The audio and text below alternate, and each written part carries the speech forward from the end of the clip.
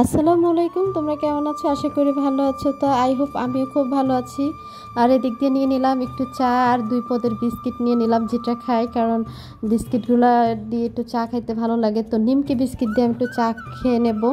খাওয়ার পরে দেখবো যে ছোটো ভাই টাকা নিয়ে আসছে নাকি, আর প্রবাসী জামাই তো টাকা পাঠিয়ে দিছে। তো আজকে তোমাদের সাথে শেয়ার করব কত টাকা পাঠাইছে, সেটাই শেয়ার করব। একটু চা খেয়ে নিলাম আমি, দেখো।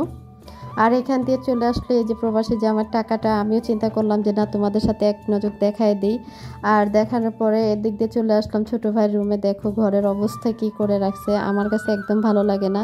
তো এখন ঘরটা একটু গুছগাছ করে নেব। দেখো কি করছে। তো সব সময় ওরা অকুস করে রাখে, আমি আর মা তো একদম ফাঁফায়া যাই, একদম মানে বিরক্ত হয়ে যায় ঘর গুছাইতে গুছাইতে, এই আর কি। তো ছোটো ভাইয়ের ড্রয়ারে কাপড়টি রেখে দিলাম। আর এই যে পানির বোতলগুলো, এগুলো নিয়ে একটু রেখে আসবো। একদম অগোছ করে রাখে, আমার একটুও ভালো লাগে না। আর এদিক দিয়ে চলে আসলাম ঝুড়ির ভিতরে ময়লা কাপড় আছে কিনা সেটা দেখার জন্য। তো চিন্তা করলাম যে না, কোনো ময়লা কাপড় নাই। আর ধোয়া লুঙ্গিটা ঝুড়ির ভিতরে রেখে দিছে, তো আমিও ভাঁজ করে রাখতেছিলাম। তো সুন্দর করে ভাঁজ করে রেখে দিলাম। তো ঘর গুছানোটাই মহিলাদের কাজ, একটু সুন্দর করে রাখলে ভালো লাগে। আর এটা দেখো খুলে মনে হয় পড়েই যাচ্ছে।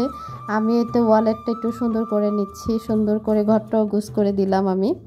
তো ঘর গুছ করার পর চলে আসলাম বেসিন মাজার জন্য। বেসিনটা খুব সুন্দর করে আমি ঘষা মাজা পরিষ্কার করে দিচ্ছি। এই যে দেখো একদম ফকফকা হয়ে গেছে।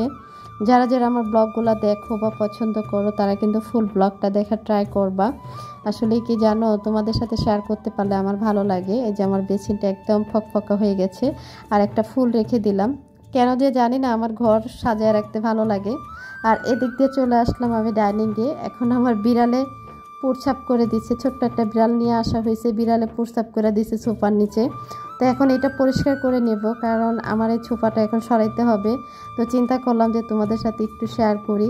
আসলে ছোট বিড়াল একদম চলে গেছে সোফার নিচে, যায় প্রস্রাব করছে। এখন আসলে এইগুলো গন্ধ হইতেছে, আমি এখন পরিষ্কার করার জন্য ব্যস্ত হয়ে গেলাম। দেখো, আর এটা কিন্তু অনেক ভারী, একদম টাইনা নেওয়া যাচ্ছে না, অনেকটাই কিন্তু ভারী। আর তোমরা কিন্তু জানো যে আমার ক্যামেরাম্যান কে, সেটা কিন্তু জানো। আমার ক্যামেরাম্যানটা কিন্তু আরও দুষ্ট বেশি। এই যে দেখো এখানে প্রস্রাব করছে, তো আমি এটা সরাই নিলাম। এখন একটু হোল পাউডার দিয়ে এগুলো মুছা নেব। আর এটা দেখো আর একটা বিড়াল, এটা কিন্তু ডল্ট, বিড়াল ডল্ট, আমার কাছে ভালোই লাগে, খারাপ লাগে না। তো এইটা সরায় সরায় আমি এখন, অনেক কষ্ট হয় এগুলো সরানো, অনেক ভারী ভারী জিনিসই। তো যাই হোক, আমি হোল পাউডার দিয়ে একটু মুছে নিচ্ছি। আগে কিন্তু পরিষ্কার করে নিছি, তারপর একটু সাবান হোল পাউডারের পানি দিয়ে একটু মুছে নিচ্ছি, যাতে গন্ধটা না করে। যাই হোক, একটু পরিষ্কার করে নিলাম, এখন গুছায় নেব। তোমরা কিন্তু ব্লগটা ফুল দেখো। আর আজকে কিন্তু এই যে দেখো একদম ঠিক করে নিছি, একদম পরিষ্কার করে একদম পারিপুটি করে নিছি। আর এখন জায়গায় রেখে দিচ্ছি একা একাই। জানি না তোমাদের কাছে কীরকম লাগবে, তোমরা কিন্তু ফুল ব্লগটা দেখার ট্রাই করবে।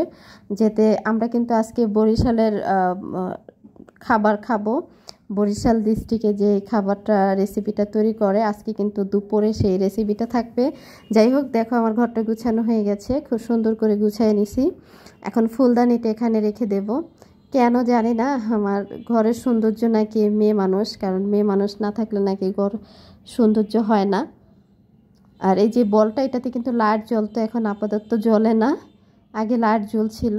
তো যাই হোক, এই যে দেখো, তো দুপুর হয়ে গেছে। তো আমরা এখন রেসিপি রেডি করে নিলাম, আমাদের দুপুরের এটা রেসিপি দেখো। তো তোমাদের সাথে একটু শেয়ার করতেছিলাম দুপুরের খাবারটা, খিচুড়ি দেখো, ছোলা, পেঁয়াজু, শাক ভাজি আর রসুন মরিচের ভর্তা। এটা নাকি খিচুড়ি দিয়ে খেতে অনেক মজা, আসলেই মজা। আর দেখো লেবু, পাটের শাক ডাল দিয়ে। এই দেখো খুব সুন্দর। কার কার ভালো লাগছে আমাকে একটু বলবা কমেন্টে। আজকের ব্লগটা এই পর্যন্তই ছিলেন, তো তোমাদের সাথে শেয়ার করতে পেরেছি, আমার কাছে খুব ভালো লাগছে। আমি ছোট ছোট একটু ব্লগ করি, তোমরা আমার পাশে থেকো। তো এই তোমাদের কাছে তার কিছু চাই না, সবসময় আমার পাশে থাকবা, এটাই। তো তোমাদের কাছে কেমন লাগছে একটু জানাবা।